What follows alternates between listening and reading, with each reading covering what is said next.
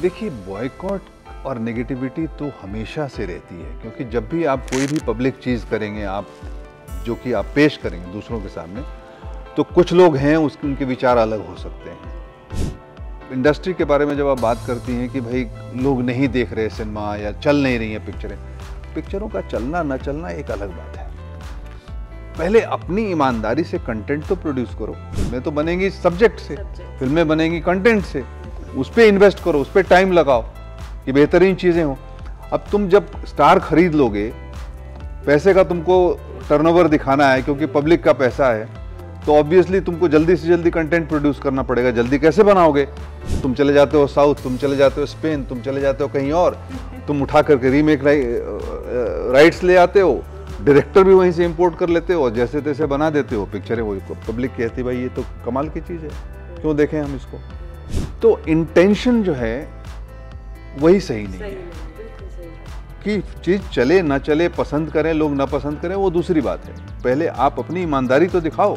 हम ईमानदारी छोड़ चुके हैं, हम लेजी हो गए हैं, या हमें कॉर्पोरेट प्रेशर है और हमारे ऊपर पैसे। अब एक्टर को क्या करोगे? बड़े बड़े जितने एक्टर हैं वो सैकड़ों करोड़ एक फिल्म में उनको मिल जाते हैं, लेकिन आज सब घबरा रहे हैं, सिनेमाज नहीं चल पा रहे हैं। अभी देखो सिनेमा चेन्स के सब शेयर प्राइस नीचे चले गए थे। क्यों चले गए थे? क्योंकि सिनेमाज नहीं जा रहे हैं लोग। तो ये सोचना जरूरी है कि इवेंचुअली कहानियां होनी चाहिए, कहानियां जुड़ी होनी चाहिए। कोई भी कहानी हो, फैंटेसी कहानी हो, भूत प्रेत की कहानी हो, माइथोलॉजी की कहानी हो, कहीं हो, लेकिन आप ओरिजिनल चीजें तो प्रोड्यूस करो। नमस्कार, मैं हूं दिव्या कोचर और आप देख रहे हैं TV9 भारतवर्ष। आज हमारे साथ एक पत्रकार, राजनेता और ऐसे फिल्म के डायरेक्टर मौजूद हैं जिन्होंने हमेशा जमीनी सच्चाई को पर्दे पर बखूबी दिखाया है, मगर इस बार वो एक अभिनेता के तौर पर नजर आएंगे एम गनी के डायरेक्शन में बनी फिल्म मट्टो की साइकिल में। आप सभी का TV9 में बहुत बहुत स्वागत है। मैं एक बार चाहती हूँ कि जो स्टार कास्ट है वो अपना इंट्रोडक्शन दे दे। ये कह लो इसका नाम लिखकर, हमारी छोटी बेटी है। अच्छा। हाँ। मेरा नाम आरोही शर्मा है और फिल्म में मैं नीरज हूँ, मट्टो की बड़ी बेटी। हाँ, मेरा नाम अनीता चौधरी है और इस फिल्म में मैं मट्टो की पत्नी का किरदार निभाया है। जी, मेरा नाम डिम्पी मिश्रा है और मैं मट्टो के दोस्त के किरदार में हूँ जो इस साइकिल पर बैठा हूँ। प्रकाश जी, पहला मेरा सवाल आपसे है, जाहिर सी बात है मेरा पहला सवाल आपसे होगा कि कैमरे के सामने पहली बार आकर काम कर आपको कैसा लगा? क्योंकि जब मैंने ट्रेलर देखा तो आपने जिस तरीके से लैंग्वेज के क्राफ्ट की ग्रिपिंग की है, ब्रिज भाषा का जो आपका एक्सेंट और अंदाज आया है, ये बहुत आश्चर्य की बात थी कि ऐसा लगा नहीं कि आपने पहली बार आप कैमरे के सामने आए हैं। नहीं, बिल्कुल आपने सही कहा। मैं पहली बार आया नहीं हूँ एक्चुअली। मैंने पहले भी 2 फिल्में की हैं और 2-4 बार ऐसे छोटे मोटे अपीयरेंस किए हैं, कुछ शॉर्ट फिल्में की हैं, लेकिन फ्लेजेडली एज एन एक्टर आपको as a lead, complete lead role पहली बार आया हूँ। और मेरा सहज होना और सहज दिखना, इसके पीछे जिन लोगों का हाथ है वो सब यहाँ बैठे हुए हैं।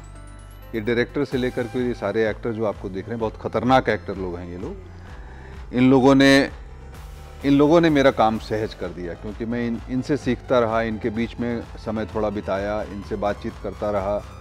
फिर धीरे धीरे हमारे डायरेक्टर साहब ने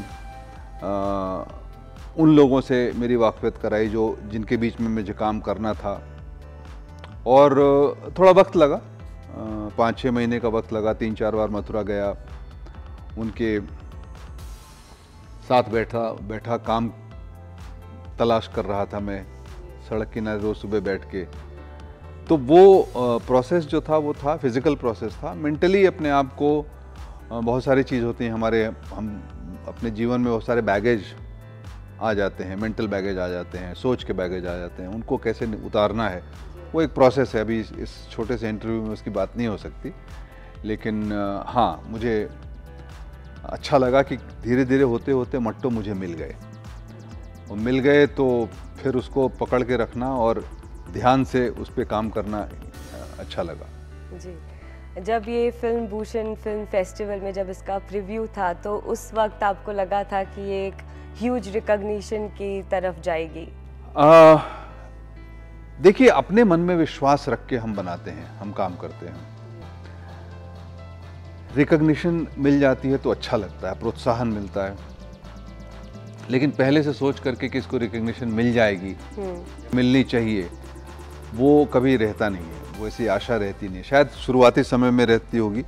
अभी तो मैं अपने ही लोगों से कहता रहता हूँ, देखो ईमानदारी के साथ अपना काम कर लो, कहीं कोई त्रुटि ना रह जाए और उसके बाद रोटी खा के सो जाओ, कोई दिक्कत नहीं है। मैं आपसे जानना चाहती हूँ कि इस कहानी का इंस्पिरेशन कहाँ से आया, और जब इंस्पिरेशन आया तो प्रकाश जी को पर्दे पे उतारने के पीछे क्या कारण, क्या षड्यंत्र था? तो जहाँ तक इस फिल्म की इंस्पिरेशन की बात है, तो वो ऐसा नहीं कि अचानक कहीं कोई टकरा गया और मुझे लगा कि अरे ये पिक्चर बननी चाहिए, ऐसा नहीं है। मैं उस जहाँ की ये कहानी है, जिन लोगों की ये कहानी है, आधे से ज़्यादा भारत की ये कहानी है, मैं काफ़ी वक्त तक उन लोगों के बीच में रहा हूँ, उनमें से उनका हिस्सा रहा हूँ। तो ये तो था कि कहानियाँ भी बहुत थी उनकी, है ना, क्योंकि हर जगह कहानियाँ हैं और असली कहानियाँ हैं। तो बस ये था कि वो कब ऐसा मौका आया, तो वो मौका 2015 में मुझे 2-3 दिन का टाइम मिला हॉस्पिटल में, और वो कहानी मैंने बस लिखना शुरू किया। फिर कैरेक्टर हाजिर होना शुरू हुए और वो कैरेक्टर जो थे असली रूप में आने लगे। तो फिर मट्टू आया, फिर मट्टू का दोस्त आया, मट्टू की पत्नी आई, फिर उनकी बीमारियां आई, उनके सुख आए, उनकी बेटी आई, बेटी का प्यार आया, छोटी बेटी आई तो सारी चीज़ें ऐसे आती गई। अब यहाँ तक की जो यात्रा थी जहाँ साहब के पास तक पहुँचने की, वो शुरू वहाँ से हुई नहीं थी पिक्चर। मतलब हम जब बनाने जा रहे थे तो कुछ और करना चाहते थे, लेकिन वो कुछ और के रास्ते में वहाँ जाने की जो वजह बनी, ऐसा नहीं कि प्रकाश झा इस फिल्म को प्रोड्यूस करेंगे या वो इस पिक्चर के तो बैठे ही होंगे, ऐसा नहीं था। वो पिक्चर जब मैं सोचता था तो, और एक कैरेक्टर उससे बहुत, एक तो इनकी शक्ल जो थी ना उससे मैच करती थी। मैं कई बार ये बात बोली है, हाँ कई बार बोली है ये, लेकिन वो सोचना ऐसा है ना, कई बार आप सोच लेते हो कि मैं प्रधानमंत्री बनूंगा, लेकिन बनते नहीं है ना आप, ऐसा होता नहीं तो वैसा, तो ये था कि जब ये फिल्म की प्रक्रिया है और थोड़ी मुंबई की तरफ रुख किया इसने, तो एक वक्त ऐसा आया कि मेरा एक दोस्त इनके एडिटर हैं जो, उनके साथ काम कर रहा था, और वो इस मेरा दोस्त जो अब इस पिक्चर का एडिटर भी है, वो कामेश। तो उससे मेरी बात हुई, मैंने यार तू एक काम कर, कैसे भी करके झा साहब को ये स्क्रिप्ट पढ़वा दे। और चूंकि ये एक्टिंग का मुझे इनका ये अंदाज़ा लग गया था कि एक्टिंग ये करने लगे हैं, तो कर, पक्का नहीं था करेंगे, पर तू पढ़वा के देख ले, हो सकता है 1% के वो तैयार, उन्हें अच्छी लग जाए, है ना, तैयार होना बात की बात है। तो कैसे भी करके ये षड्यंत्र तो किया मैंने और फिर वो स्क्रिप्ट भेजी गई इनके पास, ऐसे ये प्रोसेस रहा है। उसके बाद इन्होंने वो स्क्रिप्ट, तो आपने जब स्क्रिप्ट पढ़ी तो पढ़ते ही आपको कहानी पसंद आ गई और आपने ठान लिया कि मुझे ये करना है? नहीं, मुझे ये पता नहीं था कि प्रस्ताव मुझे एक्टिंग करने का मिलने वाला है। अच्छा। मुझे सिर्फ स्क्रिप्ट पढ़ने को कहा गया था। मैंने पढ़ा, पढ़ने के साथ ही मुझे स्क्रिप्ट बहुत अच्छी लगी, क्योंकि स्क्रिप्ट में वो सारी बातें थी, बहुत सिंपल सी कहानी थी, और सिंपल सी कहानी में जो लेयर्स थे, जो परतें थी, वो बहुत सारी बातें कह देती थी। तो मुझे अच्छी लगती हैं ऐसी चीज़ें। और पढ़ने के बाद इमीडिएटली मैंने कहा कि भाई बात कराओ इनसे कि इन्होंने लिखी है। तो पहले फ़ोन पे हमारी बातचीत हुई और उसके बाद समझा मैंने, तो इन्होंने कहा कि मैं चाहता हूँ कि आप इसमें एक्टिंग करें। तो मैं थोड़ा सा शक पकाया था, क्योंकि ये जो मट्टू का कैरेक्टर था वो पढ़ते वक्त ऐसा नहीं लगा कि मेरी जैसी पर्सनैलिटी उसमें फिट हो सकती है।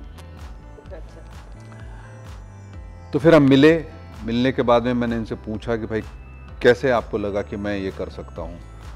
तो इन्होंने एक जो बात कही, वो बात मुझे समझ में आ गई। इन्होंने कहा कि जिस तरह का माहौल है, जिस तरह का चरित्र है, जिस तरह की चीज़ें हैं, जिस तरह की बात कहनी है, वो आपकी फिल्मों से और आपके काम से और आपको मैंने जो ऑब्ज़र्व किया है उसके हिसाब से लगता है कि आप वो समझते हैं। और बहुत ज़रूरी है कि जो मट्टू को समझता हो वही ये करे।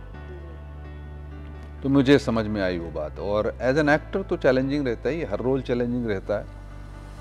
तो धीरे धीरे मुझे विश्वास होने लगा, क्योंकि इनका विज़न जो था, जिस तरह से कहानी इन्होंने गढ़ी थी, जिस तरह से करना चाहते थे, जिस जगह करना चाहते थे, वो सारी बातें सही लगी। तो विश्वास जब जम गया तो फिर हम उस प्रोसेस में जुटे। इनको फिर हमारे एग्जीक्यूटिव प्रोड्यूसर हैं सुधीर भाई मिश्रा जी, वो भी मिल गए। फिर एक और भी सज्जन मिल गए जिन्होंने कहा कि हम भी पैसे लगा देंगे। तो ऐसे करके जुटा और मैं तो ध्यान सिर्फ अपने एक्टिंग पे दे रहा था कि कैसे वो मट्टू मिल जाए मुझे कि इज्जत बच जाए। ट्रेलर में आपकी बेटियों के साथ आपका बहुत ही अलग कनेक्शन देखने को मिला है, तो मैं इनसे जानना चाहूँगी कि कैसा एक्सपीरियंस रहा है प्रकाश जी के साथ काम करने का, और काम करने के वक्त और ऐसा क्या था, क्योंकि आप लोग खुद सब थिएटर से आते हैं, फाइन एक्टर्स हैं, लेकिन वो एक इनके साथ काम करना क्या एक और एड ऑन कर गया आपके एक्टिंग स्किल्स में? I think everybody knows that he's a great director, but he himself carries a film school when he goes to set. Like, you can't take the director out of it. Is it? Yeah, you can't. As a co-actor, बहुत ही I mean I'm very grateful कि ये opportunity मिली हमें, but set पे बहुत कुछ था जो हम सर से, मतलब सर खुद कभी कभी लाइट काटने लगते थे, वो खुद कहते थे ऐसे करो ऐसे करो, and the kind of passion that he has towards the craft, it's incredible. मतलब you see it in his eyes, you see it carry with him wherever he goes. And apart from that, even offset, there's a lot to learn from him. He's very disciplined. So was there any hesitation from your side working with him initially? In the beginning it was. Okay. I won't deny that. I still get nervous around him. I am not kidding, even after doing an entire film with him. But I remember पहली बार जब sir आए थे मथुरा और हम सब एक साथ बैठे थे, पहली बार जब हम सब मिले थे, तो मैं सर बीच में बैठे थे और एक तरफ मेरी छोटी बहन लिम्का और मैं थे, और जब घनी सर मतलब कुछ बता ही रहे थे अबाउट द स्क्रिप्ट, तो सर ने हम दोनों का हाथ ऐसे पकड़ लिया था. तो वो मेरी पहली मेमोरी थी that I am sitting next to Prakash and he is holding my hand, and then I was like अब तो सर मैं अब कुछ गलत नहीं हो सकता, मतलब now we are on set on this journey and it's going to be beautiful. So that trust he gave it to us on the very first day. So eventually in reality the bond is like father and daughter yes, between you guys. very much it is.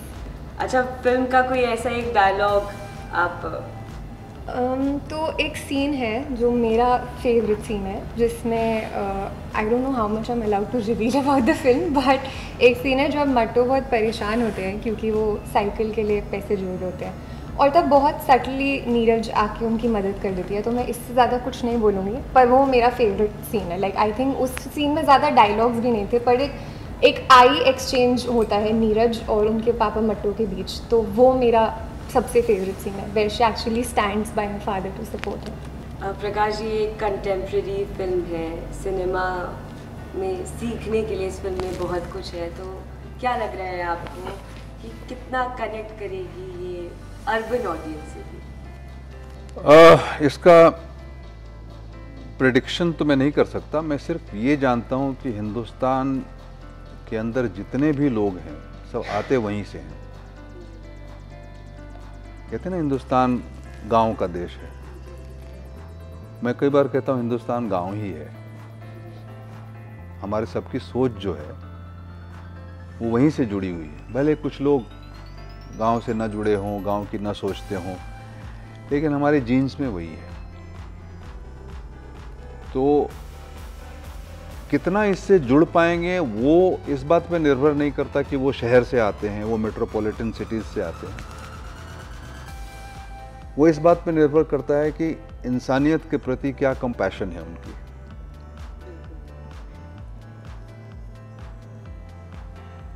क्योंकि विकास का एक ये भी problem होता है कि हम बढ़ते आगे चले जाते हैं और पीछे का हम देखना भूल जाते हैं, समझना भूल जाते हैं, आसपास क्या हो रहा है वो से भूल जाते हैं. जैसे अभी गनी साहब ने थोड़ी देर पहले कहा कि आधे हिंदुस्तान की कहानी है,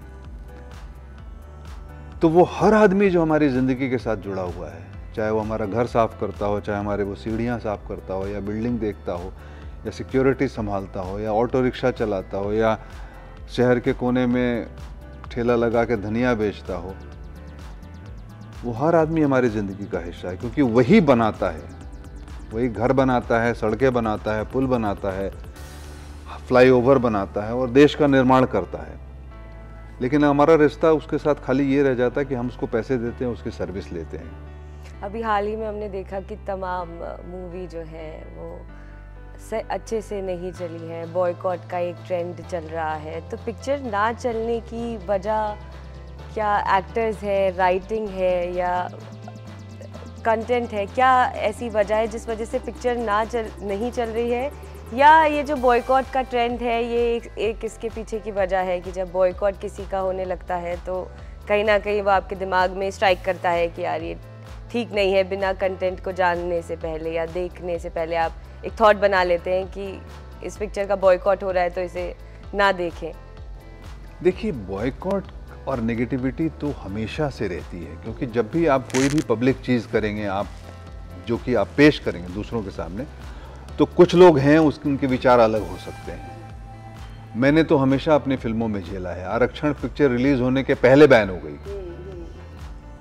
राजनीति में अलग हंगामा हुआ, गंगा जल में अलग से तरह से, तो ये चीज़ें चलती रहती हैं। आश्रम जो मैंने अभी वेब सीरीज बनाई थी उसकी कितनी नेगेटिविटी थी, बट कोई देखने से रोक नहीं पाया उसको।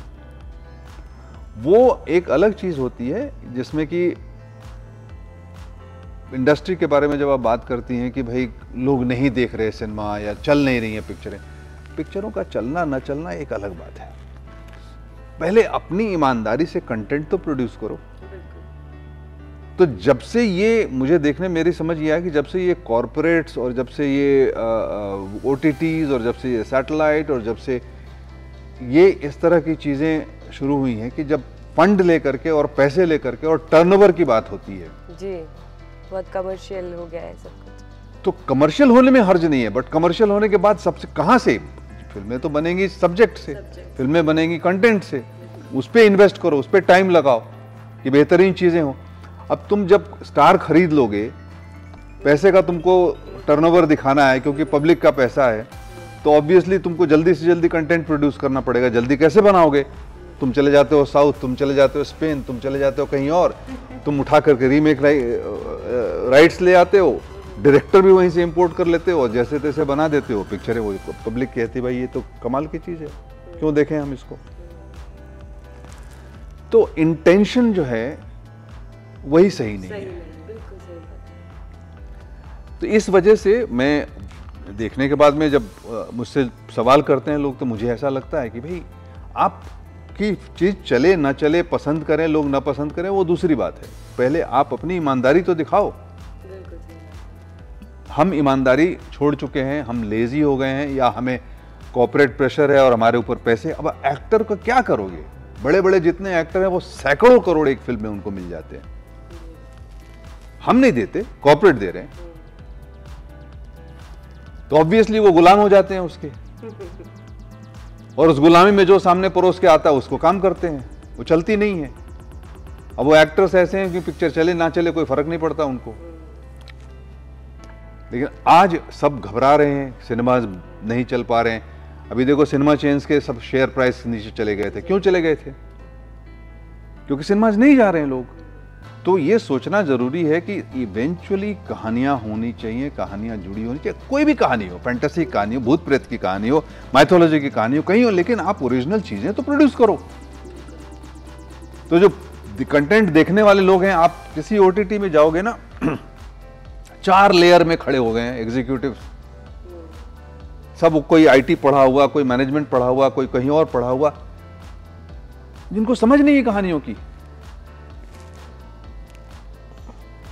मैं भी OTT कर रहा हूँ, किसी OTT के साथ बातचीत चल रही, मैंने सिर्फ कहा कि जिस कहानी पे हमसे आप बात कर रहे हो बनाने के लिए, मेरी लिखी हुई उसके बाद कौन उसके ऊपर कमेंट करेगा, और जो कमेंट करेगा वो उसके साथ हमारी मीटिंग कराओ।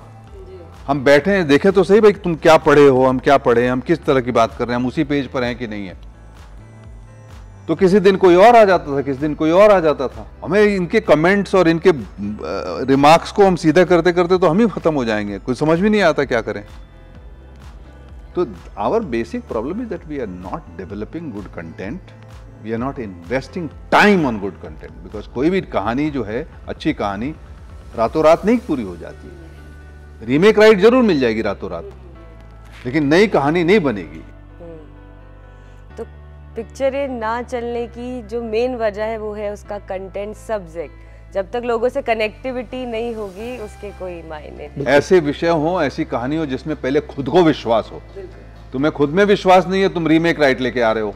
तो मेरा सवाल ये है कि देश में जिस तरीके की परिस्थिति है या जिस तरीके की बातें होती हैं, जहाँ आश्रम इतनी सुपरहिट सीरीज, मैंने किसी भी दूसरे इंसान से वो नहीं सुना कि ये सीरीज उन्हें पसंद नहीं आई, लेकिन उसके बाद भी बहुत ज़्यादा ऑडियंस ने उसे ट्रोल किया, उसके बारे में बातें। सर्टेन सेक्शन ऑफ इंटरेस्टेड लोग थे वो उसके खिलाफ बात करते थे, और अच्छी बात है।